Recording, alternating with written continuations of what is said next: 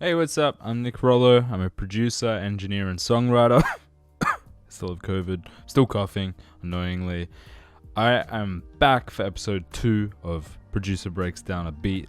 We're doing another pop beat, and it's like a more upbeat, kind of groovy one. I like this beat quite a lot. It features like an offbeat pulse, I guess you could call it. Set up my light for this video so it actually looks better, which is nice. I've totally forgot why I had a light, and I was like, I don't need that. I use nature's light. Turns out it looks way better. Anyway, before we get into the video, smash the like button, hit subscribe, and turn on the notification bell. It helps me out a ton. Comment below if you enjoy this. Share it with your friends. Let's go. This is the thing.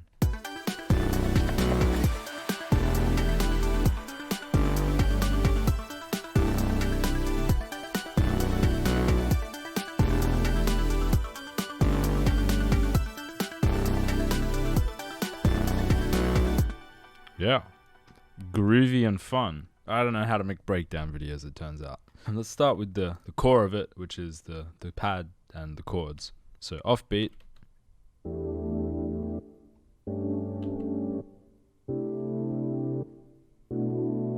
So we're using Phase Plant, which is by Kilohertz, which I quite like. And I've just made some pad thing using some effects.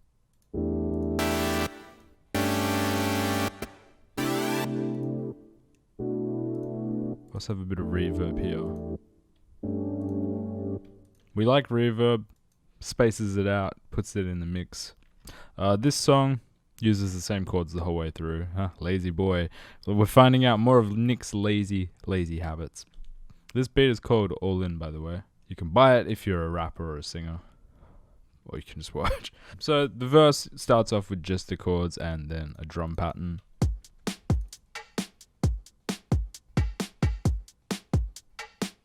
Got a nice push and pull to it, especially when you add in the chords. I love using percussion, the bell. Then here. I just like that vibe. Next we bring in the bass halfway through the verse. I'm going with the 4 progression verse right now.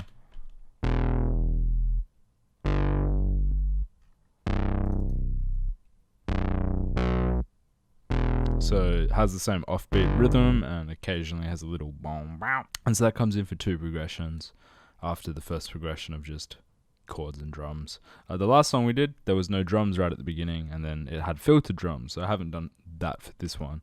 And then we go into the chorus with a riser, which I got from one of my various banks of samples, I guess. I don't think this one was from Splice. And the clap that I always use. I use it so often, it's crazy. But yeah, we come out of this verse into the chorus.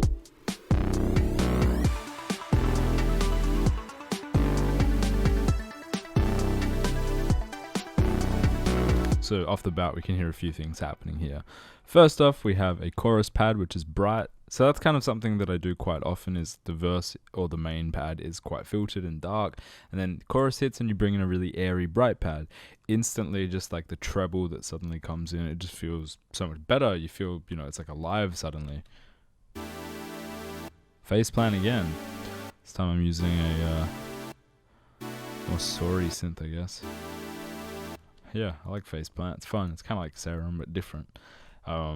Yep, it's exactly the same voicings as the main pad. The chords are exactly the same. It's just a different tone.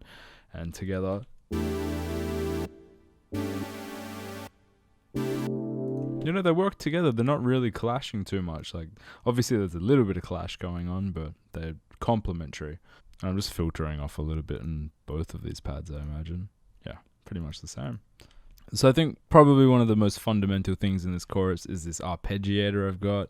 It's using the Studio One ARP. You can obviously write that in with MIDI, or you can use various plugins like Cthulhu, or often the actual synth has arpeggiators that you can use. I just like the Studio One arpeggiator because it actually syncs up properly. I always have issues with ARP sync problems for whatever reason, just having the native host as a note effect, so it's before the actual MIDI, just is tighter, I don't know, whatever reason. Using Serum, another patch I made. Pretty basic. And so there's a bit going on here. So first off, I've taken out quite a lot of the lows. Then we're going into this Lindle, so an API channel. And this is doing quite a lot. It's distorting it.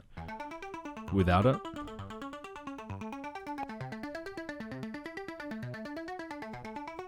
So I'm adding a bit of 3K and I'm compressing it pretty hard. I'm smashing it. And also the gain in is crunching.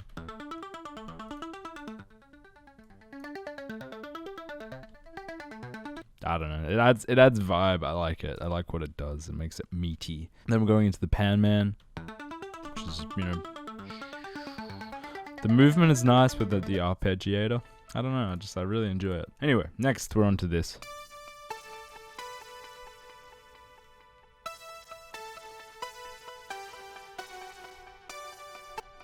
I can't actually, the modular, so I'm using Arturia's modular synth, and I've bounced it down, high passing quite a lot, and then using Outer Space's echo, just a quarter note delay. Just adds that nice like ambience, and yeah.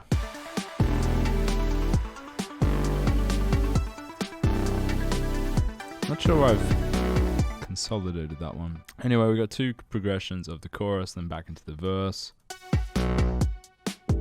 Remove the bass, then the bass comes in again after two progressions. It's the same kind of shtick as usual, really. The drums don't change until the second chorus, though. Halfway through the second chorus. So after the second verse, sorry, it's the same.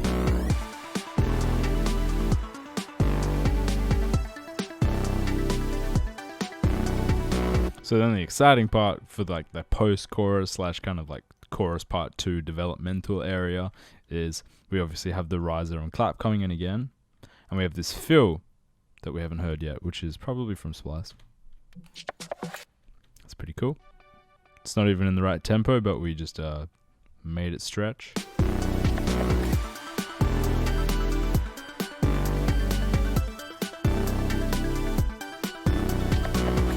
So, off the bat, we can hear a tambourine has entered the playing field. I've also doubled the amount of hi-hats. A new melody has come in, like a counter kind of higher melody using the CS80 by Arturia. Shout out Arturia. I've used them for the longest amount of time. Feel free to sponsor me one day. But yeah, so we got this high melody. Again with Outer Space. Just a bit of vibe and ambience, you know. And yeah, that's the change.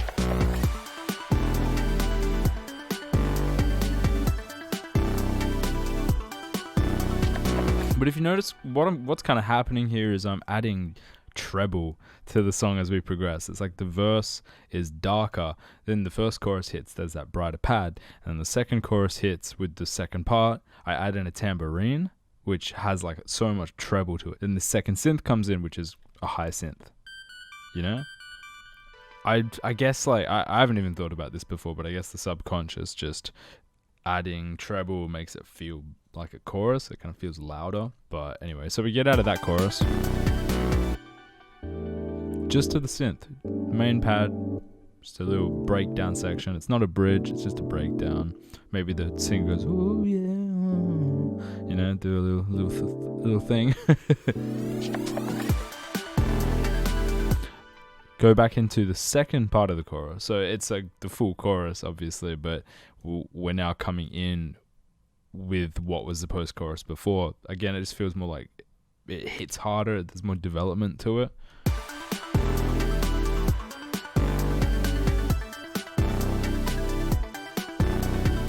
Happens for two progressions, and then we do another riser, fill and clap, and we add in this outro melody. This thing here.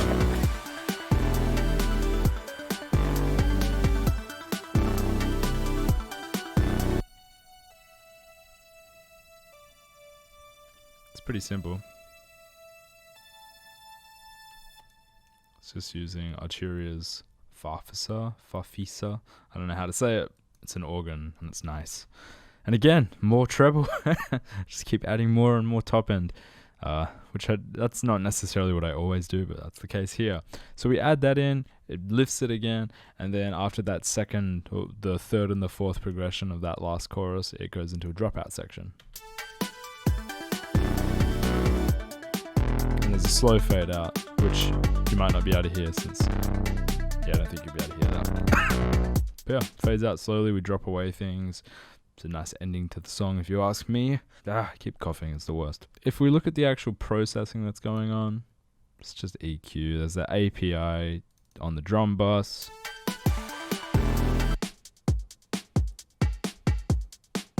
Just adds a bit of pulse. Also reverb. It just kind of adds a space to it. Yeah, honestly, this outro melody has the Supermassive by Valhalla, which is just adding kind of whack reverb. Yeah, just kind of crazy reverb. Aside from that, not a ton of crazy stuff going on. It's just EQ, maybe delay, maybe reverb. The master bus, starting off with a compressor. It's hitting way too hard. That should be hitting half of that, so that's laziness on my part. These first two things are VU meters. They're just monitoring, just for my own information. Then I'm using this EQ by Brainworks, a bit of 11.82K. That's it. Just a little bit of treble. I love using this ozone imager.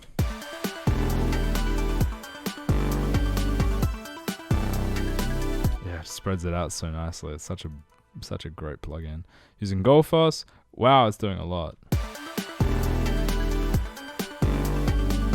Whoa.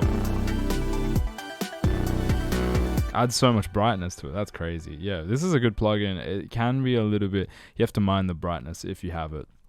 It's a bit overwhelming sometimes. I could probably be dropping this by another 20% to get it to like baseline. I guess in this case, I'd seem to subconsciously really be after that brightness, so it worked out well. Always I'm using a tape simulator. Honestly, I prefer Slate's tape machine. I just need to buy it. I was using the subscription one for a while, but that tape machine is so good. J37 is also quite nice, but yeah, I just prefer the Slate one, I think. And then standard clip, just giving a bit of volume. Barely. Is it? Oh no, you know what? This isn't on right now because I bounced like an untagged version that was a little bit less like clippy. But yeah, I usually use standard clip or just a normal limiter. I'm also using this Alpine Desk by Studio One, so it turns the whole thing into like an API console essentially. They've got a couple of these, like an SSL one, the API one. I just find the API gives a bit of grit and warmth that I like. SSL is really clean and bright, which perhaps would have worked for this, but maybe that counterbalance is nice. I've got all these bright inputs, smashing them with dark sounds. It does something that I liked, so I kept it in. And yeah, if you enjoyed this, smash the like button, hit subscribe, and turn on the notification bell, and have a great day. I'll catch you later.